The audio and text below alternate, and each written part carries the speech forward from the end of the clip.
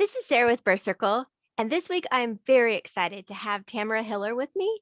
And this is so cool to me. She's in Portugal right now. I'm in the United States, and I just love how technology allows us to bring this incredible information from all over the world. I just love it every time we podcast internationally.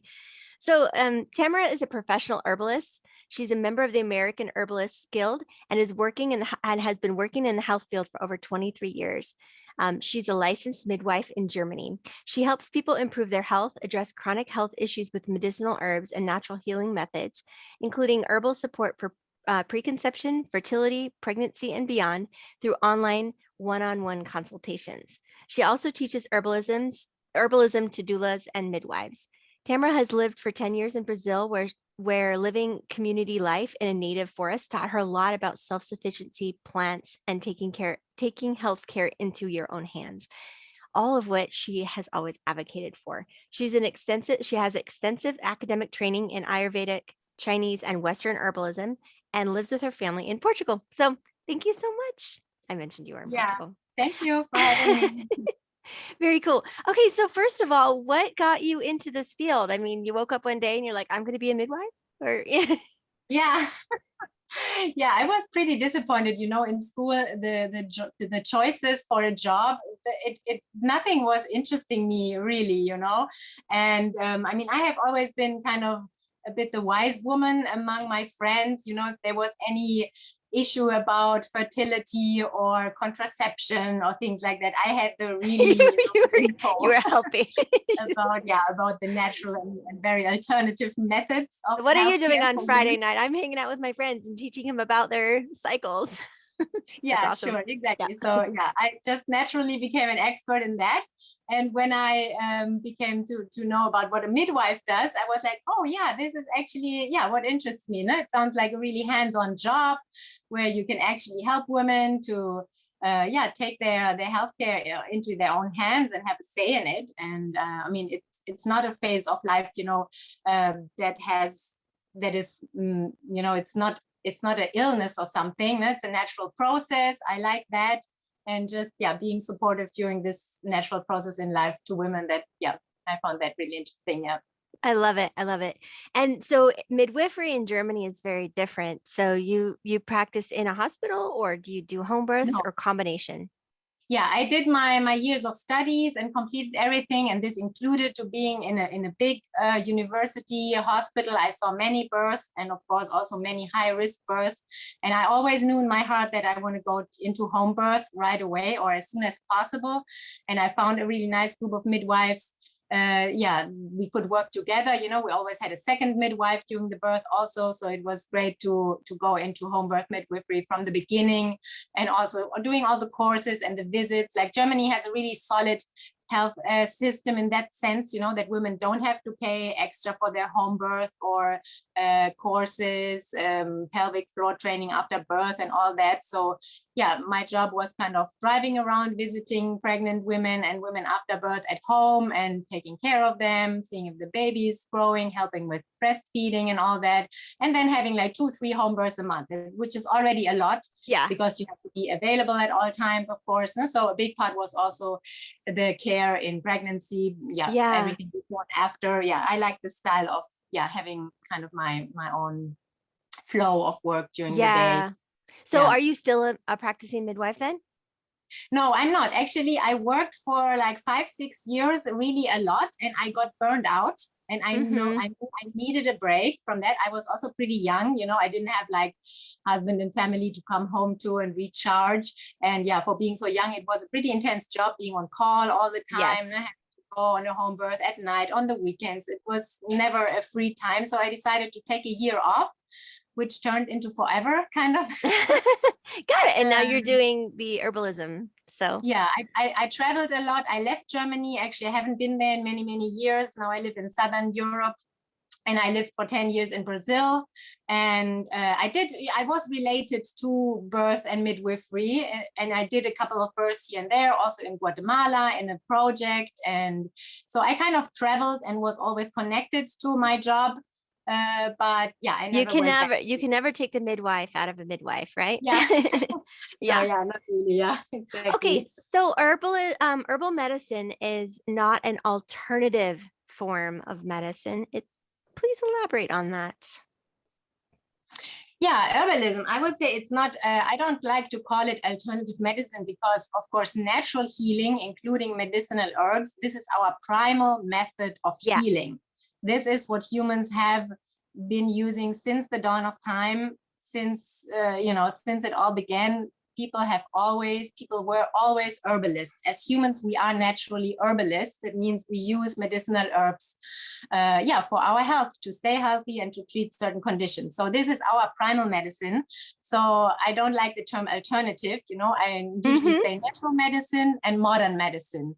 So then it becomes clear. Modern medicine is kind of the add-on, let's say. No, it's not that Yeah, it is the alternative add-on. medicine. Yeah, alternative medicine, some people call it complementary, but, it's not that it can replace modern medicine. Of course, we can do great things with modern medicine, but there's also many things that modern medicine can't do at all. And we need herbs in our diet and other things to keep us healthy.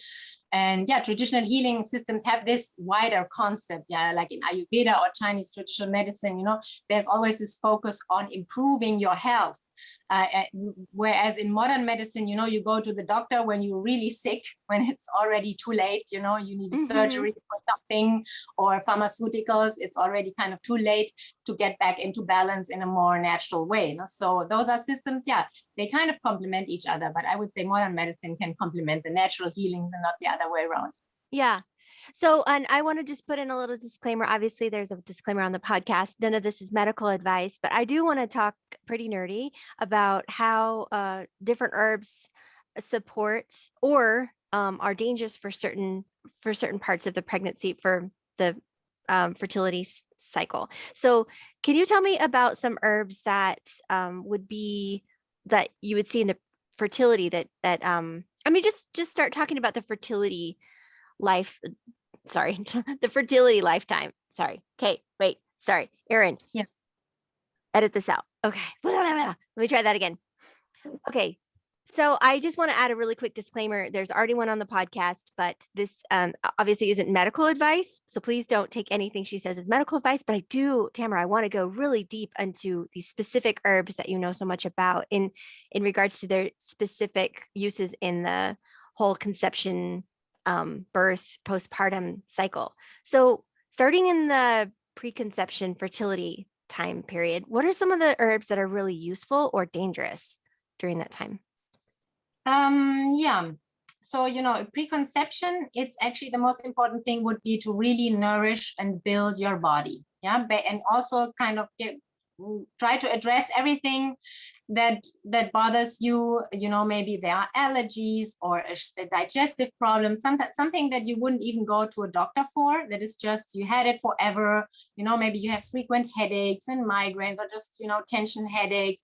Just try to optimize your health in any way you can. I think this is the best basis before getting pregnant. And this includes, taking your omega-3 and some B vitamins, some magnesium, like some basic nutrients. Where most people are deficient in those nutrients that I just mentioned. Yeah, vitamin D is also one of them. So it's good, maybe get a test, see if you are low in iron, and just address everything. Get your nutrients filled up, take some herbs, very general, most of the medicinal herbs that you would buy in a store or in a supermarket in normal doses, they can be taken. They have no kind of warnings attached. So only if you go deeper into specific herbs for issues that are a bit more difficult to address, you would come into a zone of really, having to watch out for side effects. But most food-like herbs, mineral-rich herbs, nettle tea, like long infusions of mineral-rich herbs can really build up the body and just give you more nutrients. This is just a notch up from superfoods. We have our diet. We have superfoods, which just means like special foods that are so high in antioxidants or flavonoids or something amazing, And then we have medicinal herbs. It's just a notch up. I like that. Yeah, I that like that. kind of, yeah, that nourish, it can give you the nourishment and balance out certain things. You know, maybe you need to take something to relax in the evening, like a nice relaxing tea, chamomile, skullcap, lemon balm. There's many choices, valerian. Those would all be safe even in pregnancy or for nursing moms. Those have been used forever, and they have been so successful, especially because they are practically not non-toxic, and they, you know, of all the historic use, maybe we don't have studies, and you find, I have always the problem the other way around. You know, it's not so much that women get into dangerous waters and take some herbs that are dangerous, but it's more like that women read on the internet warnings that are not rooted in science. You know, I mean, there is a warning on everything, like, oh, we don't know if this and that herbs, it has never been tested to be safe in pregnancy. Of course, yeah, there have not been scientific tests of all the herbs if they are safe in pregnancy and safe for the baby and safe in breastfeeding, but we have hundreds of years, thousands even, of safe use of those herbs. So people would have noticed, you know, if women taking a certain herb have miscarriage or whatever. And of some herbs, we know that, and those are the herbs to stay away from, like pennyroyal, or, you know, like strong emmenagogues. Emmenagogues meaning it brings blood to the uterus, no, and could help sometimes just to bring the menses on, but could, of course, in the early months potentially create a problem. But we have more the other problem, you know, that all herbs that have ever been named an emmenagogue, and this could be pretty mild herbs that are just, you know, a little tiny bit stimulating. That doesn't mean if an herb brings your menstruation on that it would cause a miscarriage if you're pregnant. This is not the same. You know, we have stronger herbs that could potentially do that, and milder herbs that are more like regulating for the uterus and the hormones or everything. Yeah, in that sense. No? Or for example, yeah, the general recommendation, you know, in pregnancy, you can't take laxative herbs.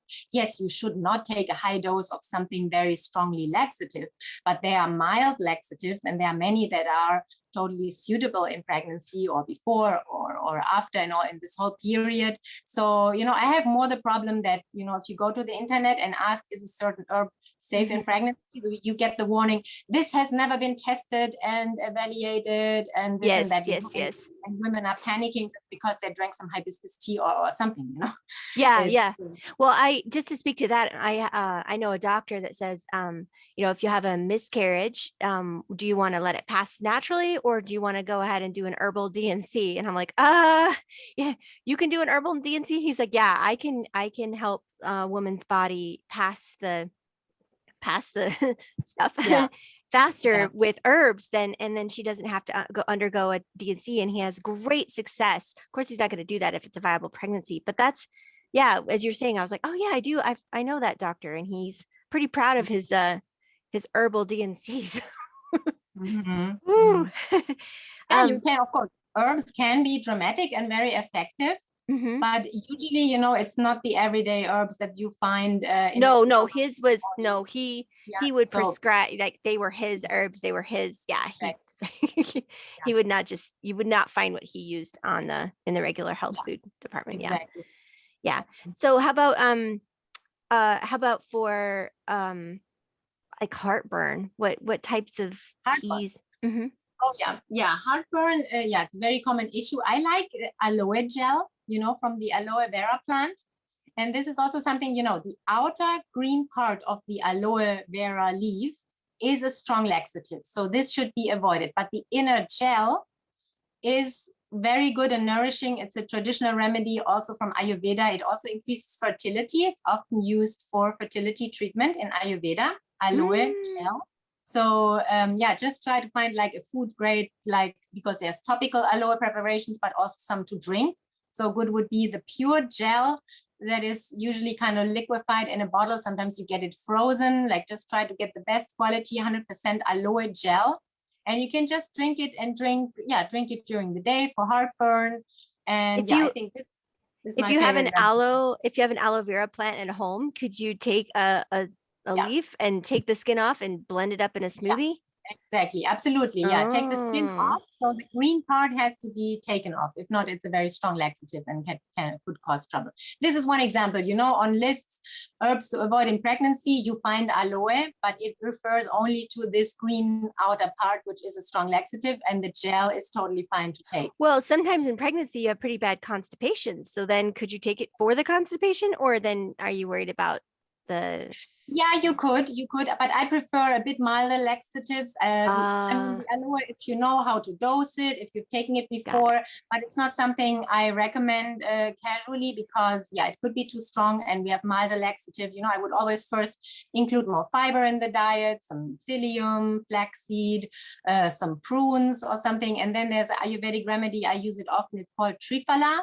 Triphala is a combination, like it's in powder form. It's a combination of 3 different dried fruits, and it has a mild laxative action, but it's good for for children, elderly, and pregnancy. It's very mild and it works really well. You can basically just find out the dose. Always start with a little and then you go up a bit and see what effect it gives you. And yeah, this is my favorite laxative for pregnancy. Yeah. Perfect. And what about morning sickness? Because nothing Yeah. seems to touch that. Yeah. Those are the best examples that you're giving here to treat with natural remedies, because there is not much from a modern medicine standpoint, or only if those issues get really severe, then of course, you should seek medical advice. But the normal morning sickness and nausea in pregnancy, what helps really well is ginger.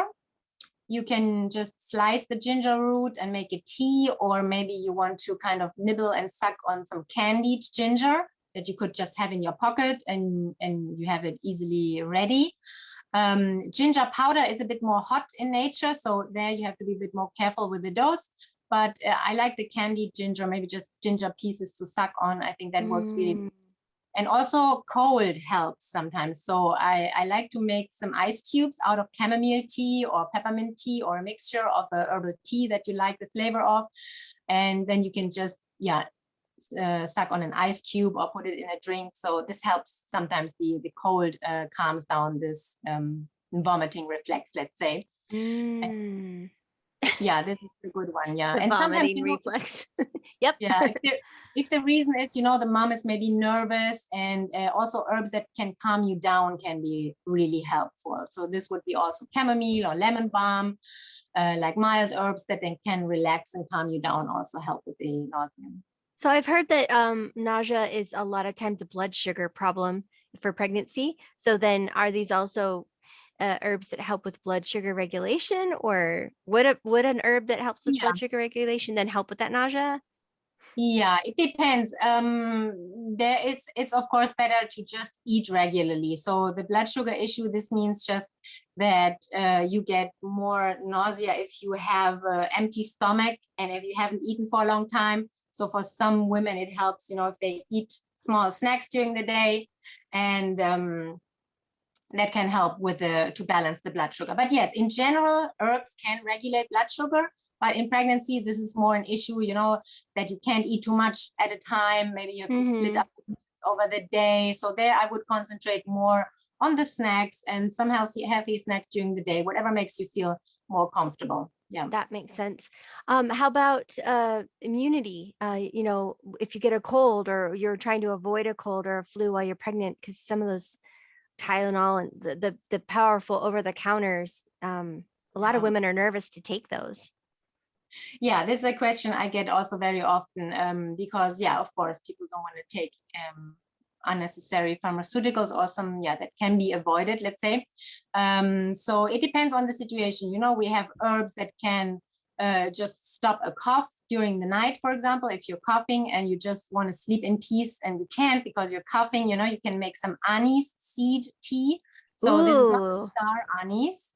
Yeah, this is the other anise that looks more like the fennel or cumin seed. It's in the same family, anise seeds. They're a bit smaller than fennel seeds. So you can just crush them freshly, like grind them in a coffee grinder or something, or brew a tea out of them. I just put them in my mouth sometimes and swallow them down, or chew them a little and swallow them down. And it really works well. There is a certain dose, like start with a teaspoon, but maybe you need 2 or 3 or a full tablespoon. of the aniseed, and it's very mild. It has also a good effect on the digestion, and it really stops the annoying cough reflex for a while. So this is Wow. an example. You can stop anything with herbs. You can help with sleep or pain. For me, when I'm sick, sleep is a big issue because you just want to sleep peacefully and really get a good night full of sleep. You can try a pinch of nutmeg in some warm milk. That helps Oh, to that sleep sounds and to relax. amazing. Yeah, yeah. Oh, That's maybe I'll sleep well really effective. tonight. That's That's really awesome. effective. Yeah. Just grind How some fresh nutmeg a little bit into some warm milk or warm milk. something, and Hmm. that's a great thing, yeah, to relax. I And then, of know course, yeah, if you want to Americans don't strengthen, do a warm milk very often. It's not like part of our culture, but I know my Swiss great aunt, she would always prepare a cup of warm milk, or my grandma would say, go make some warm milk. And mm, yeah, but it's not super common in the United yeah, States. yeah, the milk in itself is actually a remedy. Also, from my grandma, there is some substances in the milk that help you calm down and relax. So But milk in it's itself is, actually, if it's warmed milk, it does something to the milk that makes it more calm. I can't remember, but yeah. yeah, there's like a scientific reason that it needs to be warm, not Yes, cold. yes, yes, But yes. I think so. Yeah. yeah. But you can make a oat milk or plant-based milk or whatever, or just make a tea, like a chai tea, with some Mm. nutmeg in it. You can take it in many forms. You could grate the nutmeg over your food or just small amounts. That's a very effective herb, but yeah, it calms you really down. Or some chamomile tea, valerian root, lavender, even. Those are all nice options just to calm down. So yes, sleep is a big one if you're sick. And of course, you can work on your immunity. The best thing is, of course, to avoid getting sick. And there are many supplements that can help. I really like the vitamin D and some vitamin C, zinc, omega-3. All of those are pretty effective, and it's something you can trust, that you get enough in your prenatal multivitamin. So sometimes you need the magnesium extra and the omega-3 extra, the vitamin D. Of those, usually a normal multivitamin is not enough. That And you makes can sense. also, yeah, use herbs to strengthen the immune system directly. We have the astragalus root from Chinese medicine. You can buy the root pieces or in powder form and just make a tea out of it. The root pieces you would have to cook for a while, like really boil them for half an hour, but it's a nice taste. You can incorporate this into soups or cook rice with the water, like the tea you get. So it's a very pleasant taste. And you can easily incorporate that in your food or just drink it. Put a little vegetable broth or something in it. It has like this broth-like flavor a bit. And echinacea is also safe in pregnancy. This can be taken also, maybe you find a preparation like some in tablet form, in capsule form, in tincture form. There are non-alcoholic tinctures also available. So you could make a tea of the root pieces. Yeah, we have many options. Wow, cool. How about anemia? Low Yeah, anemia is iron. also, yeah, a big issue.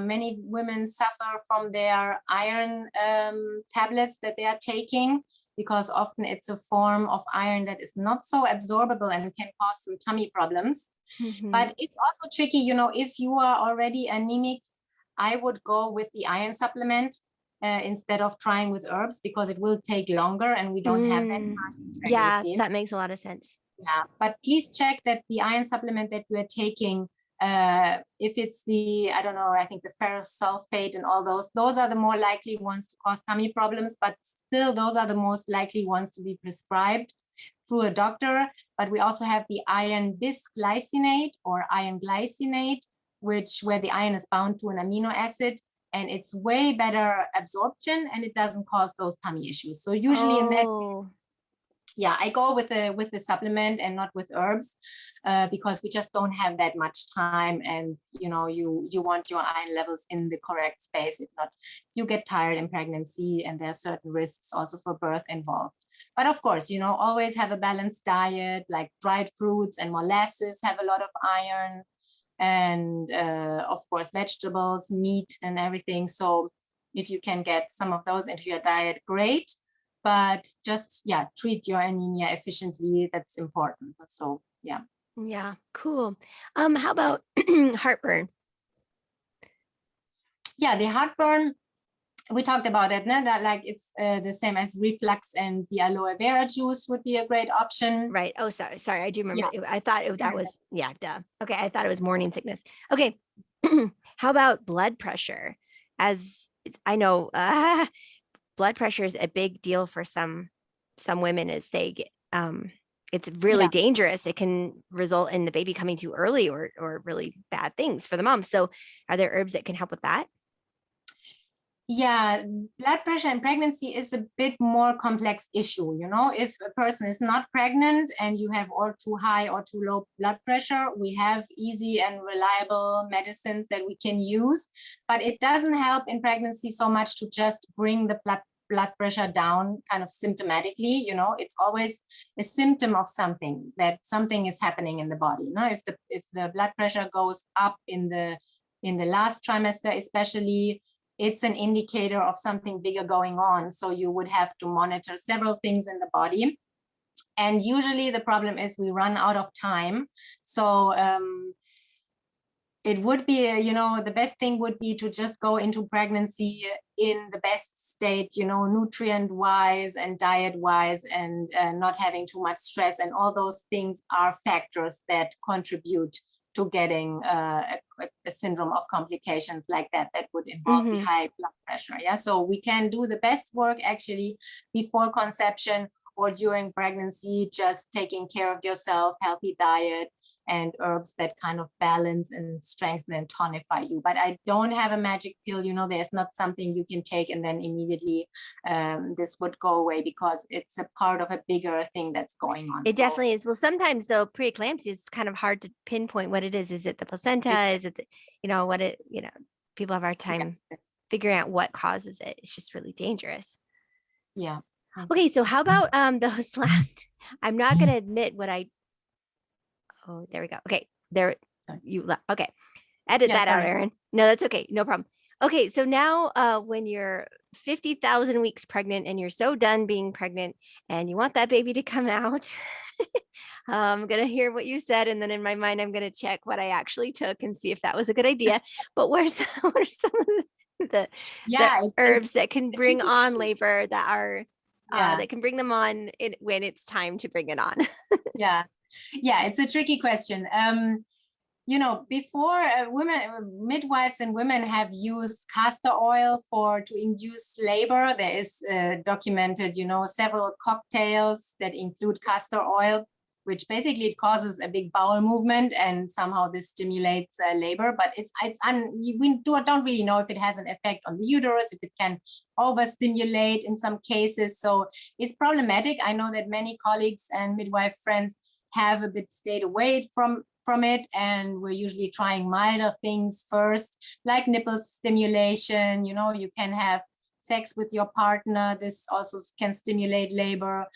Evening primrose oil to ripen the cervix. It can be inserted into the vagina, or you could also take it.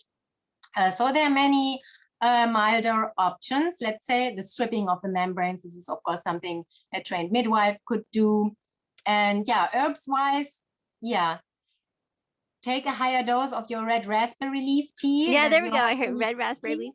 Yeah, exactly. So I recommend to all women, you know, you can drink the red raspberry leaf tea. It's really the one pregnancy herb that is tonifying to the uterus. It makes the contractions more effective. It can shorten the birth. It can even reduce postpartum bleeding, and it has benefits that are really also shown in scientific studies. And of course, we have hundreds, if not thousands of years of traditional use of the red raspberry leaf tea. And then just up your dose in the end, let's say. Yeah. So in the weeks leading to birth, you can already increase your dose. And if you are close to your date or overdue, you can just up the dose. You know, you could easily take up to 30 grams of the herb if you weigh it out, and you make a strong infusion. You put boiling water on the herb, but really let it sit for 1, 2, 3 hours or even overnight. So you extract all the minerals and all the goodness in the herb. And it is still a mild remedy. You know, it's not going to cause anything. Well, I was going to say, you can take it through your whole pregnancy, not worrying that it's going to cause a miscarriage, but because it just tones and strengthens the uterus so that when it's time to push baby out, then it's healthier, right? Or it's more effective, like you said. Yeah. Exactly. What about the cohoshes? Oh yeah, yeah. You know, those are more American herbs, let's say. They in Europe they have been used also, but yeah, you know, I have personally not worked with those so much. I use them for other hormonal issues outside of pregnancy, more like menopause and other hormonal Mm. issues. I use them a lot, but in the time when I was practicing, yeah, we didn't. I used it myself. Actually, I took like a herbal combination in my pregnancy for the last 2 months or something. Was it? It contained some cohosh, I think. Uh-huh. So yeah, I think this is also, you know, we have the studies. No, we don't have many studies, but we have the actual experience and the actual traditional use of those herbs. I know they're controversial. This is probably why many midwives are staying away from it. But, you know, they're still safer than having an induction or a cesarean or something. If you really need to get things going, Yep. then yeah, you can definitely work with some of those more, yeah, potent herbs, let's say, under Yeah. supervision. Yeah. Under supervision. Yeah. Don't go to the grocery store and get yourself some blue or black cohosh and just go to town with it. Okay, so any other herbs for labor, both starting labor, during labor? Yeah, let me think. Cramp bark is Yeah, cramp bark is excellent. It can help with, you know, if you have a threatening miscarriage and you want to calm things down. It oh, is okay, cramp bark very, relaxes your uterus. exactly. It relaxes, so it can also help, you know, if you have an imminent or whatever, you are in the situation of maybe having a miscarriage in early pregnancy, you could avoid it with cramp bark. And during birth, it can relax the cervix, so it wouldn't stop the labor, but sometimes we want to give the woman a bit more relaxation, that the baby's head can turn and flex and all that come down, that the cervix can open. Cramp bark can be very useful for that, and it's also a very safe herb. So yeah, there shouldn't be a problem with that. Yeah. Okay, and then how about postpartum bleeding? Yeah, so if the bleeding occurs, you know, we're talking about right after birth, the placenta is in or out. It depends. Of course, this is a situation always needs attention through a midwife or doctor. And you also have available effective pharmaceuticals that sometimes work faster. But let's say if you don't have those available or they don't work, or additionally you want to use something herbal, there is this famous Chinese formula, Yunnan Payao, it's called. It's in pill form. You can buy it in a Chinese herb shop, and it's very effective. It contains the herb sun qi, or sometimes tian qi, and it's a very effective herb to stop bleeding. And many midwives that I know that work with home births or yeah, with women outside of the hospital use it and have it in their birth kit, just as an extra and as a backup. And yeah, in the right dose, this can stop bleeding effectively. I mean, pretty much all astringent herbs stop bleeding. You know, even the turmeric that you have in your kitchen, or shepherd's purse is another one. Like any good astringent from Ayurveda, we have the herb Ashoka. Those are all things, I don't know if they have been used much. You know, I never heard of turmeric being used for I've postpartum never heard bleeding. turmeric, but I've heard shepherd's purse. Yeah, exactly. So shepherd's purse is the more traditional European herb for that. But this could all work, you know, in a situation where you don't have anything else on hands. Just think about astringents that are often hemostats, you know, even cinnamon, for example, is a good hemostat. And yeah, those things could work. But I would, you know, for the birth kit, for the midwifery bag, I would have the Yunnan Payao or the Tianxi in some form, this herb from Chinese medicine, which is very effective in stopping bleeding. And it can be used together with other pharmaceuticals, you know, if you have your injections and everything already going, but you want some extra, Yeah. you can use those herbs together also. Yeah. Are That's they what as many, are they as fast acting as some of the injectables? Because I know a lot of even home yeah. birth midwives will carry Pitocin and inject Yeah. it if there's a problem. Are the herbs as fast acting?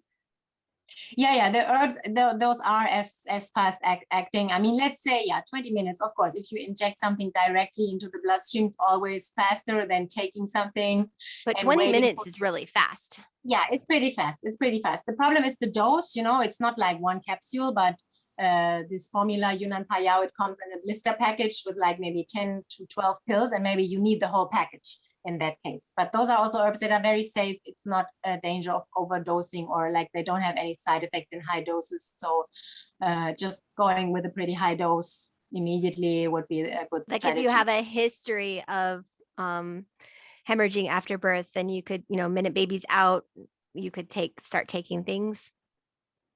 I know some midwives Yeah. will do Pitocin just as a precaution. And Yeah.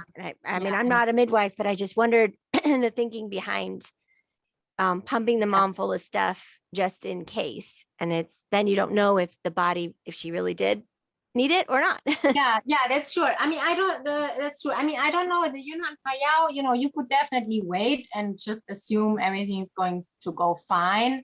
And when you see the first signs of stronger bleeding that you want to stop, you could take it. You could take it preventively because it doesn't have any side effects. Yeah, sure. Some women take a strong nettle infusion. Like nettles also give you those minerals and have a bit this astringent quality. So this can also help to prevent the bleeding, and it's maybe a bit of milder remedy that just use more for prevention. It's really cool to know that there are other options. Some people are very opposed to using Pitocin at all, and sometimes the bleeding can't be stopped, and you need help. So this is cool to know that there's so many powerful herbs that can help. Yeah. Okay, so how about I know this is a personal experience. Don't use, I guess it's cramp bark. Don't use cramp bark too much for your afterbirth pains because you can cause another hemorrhage 3 days later. Yeah.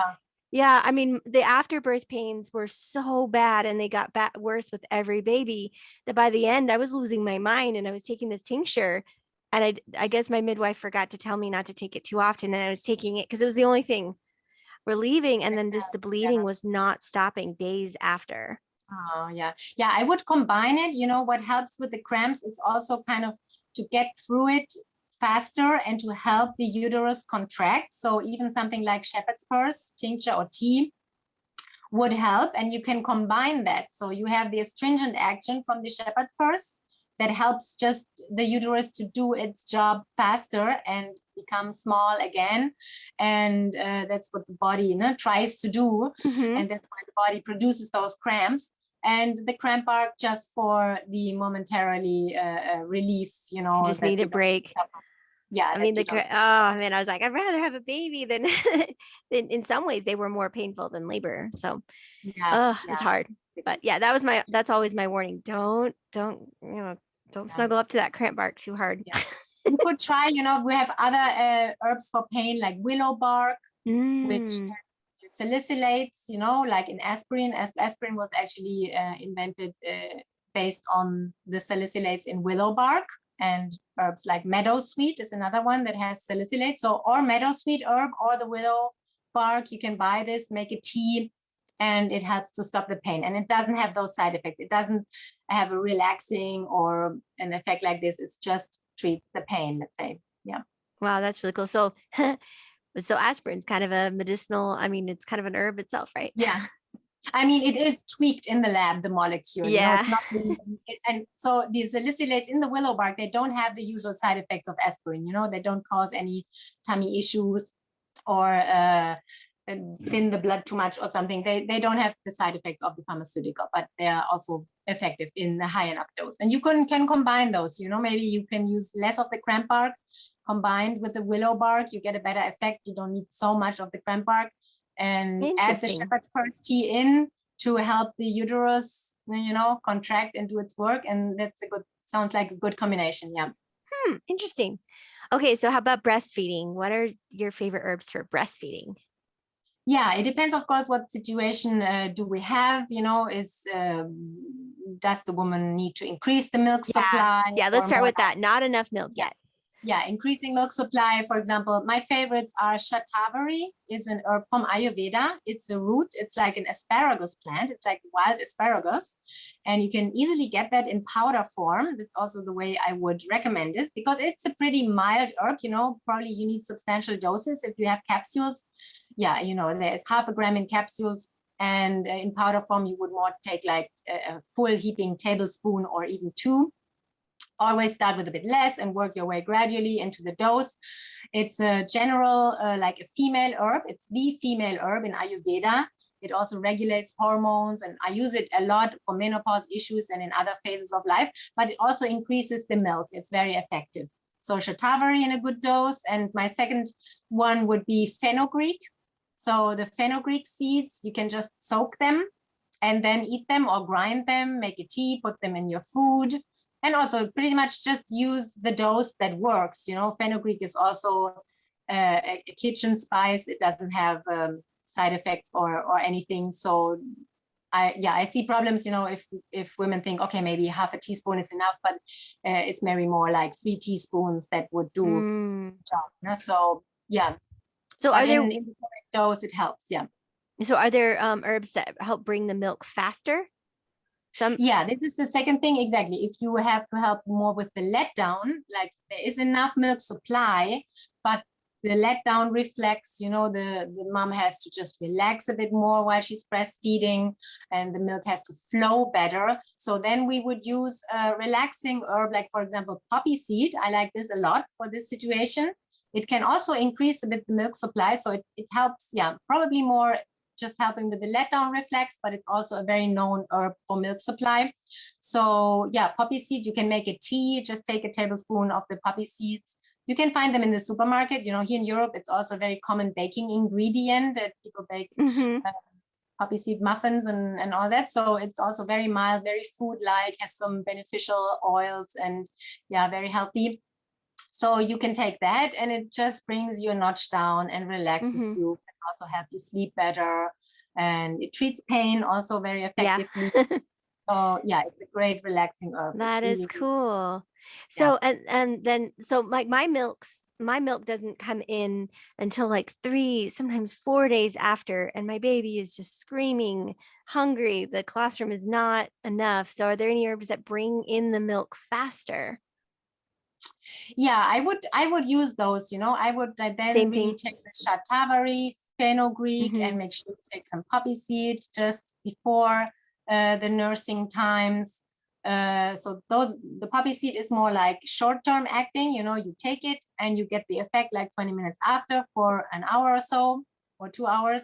And the shatavari fenugreek, you would just take 3 times a day to You just just take it really as keep your supply. yeah, So I yeah. don't know if you can speak to this, but I know there's sometimes nursing problems, like the letdown reflex is very painful, or the letdown reflex causes anger or anxiety in the mom, and she actually has to stop breastfeeding because of that reaction. Is that something that could be treated with herbs? Yeah, definitely. And it's also poppy seed for me. Poppy Like poppy seed. seed, yeah, it Just would don't go relax. in for a drugs test. Yeah.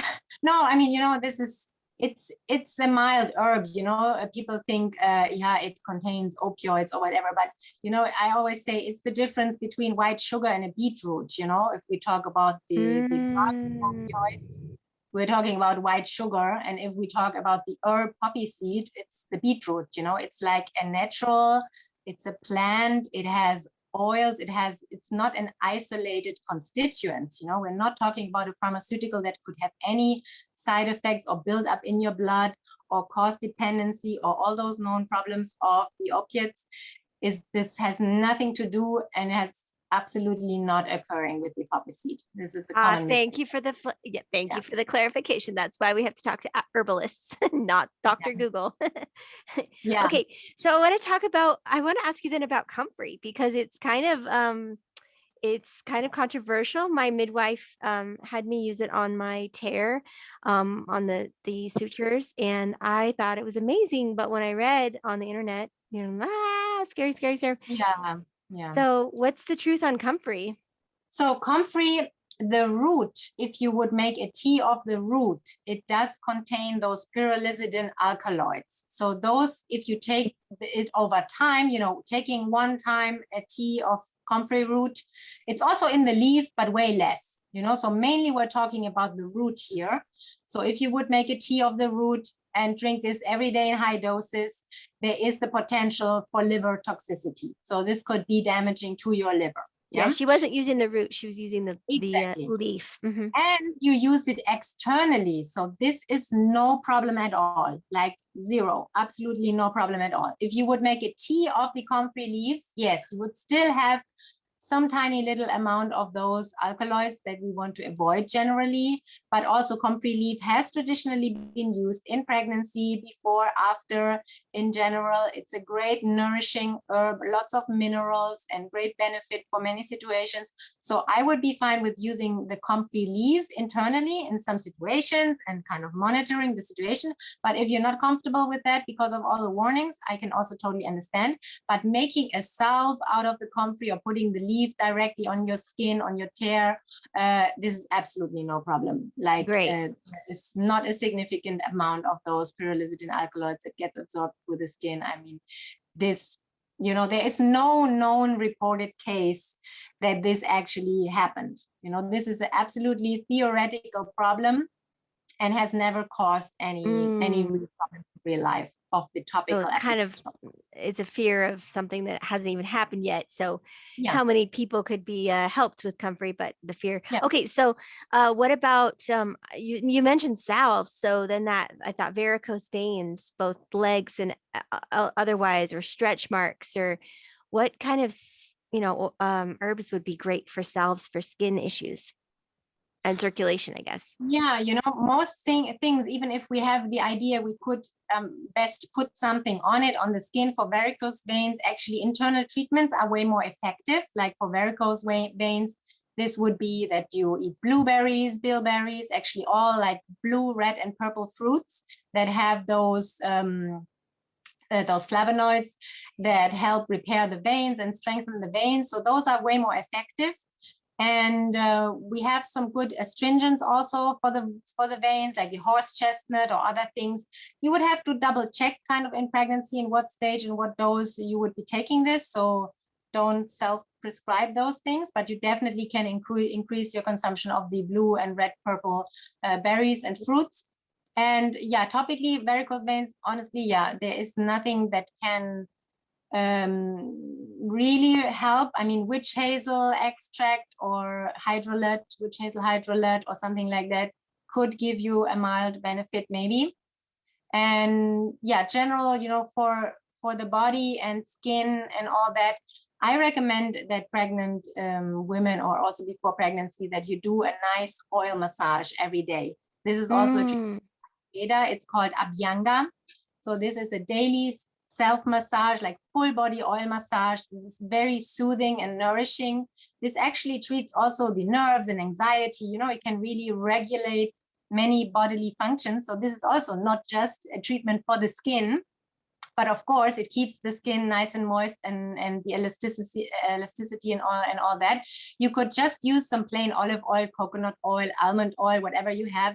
You can infuse some herbs into this oil. Maybe you have some lavender growing outside, and you can pick the flowers, let them dry maybe for a day, and cut them up a bit, and then put them into the olive oil, let it steep for maybe 3 weeks to 4 weeks, and then strain it.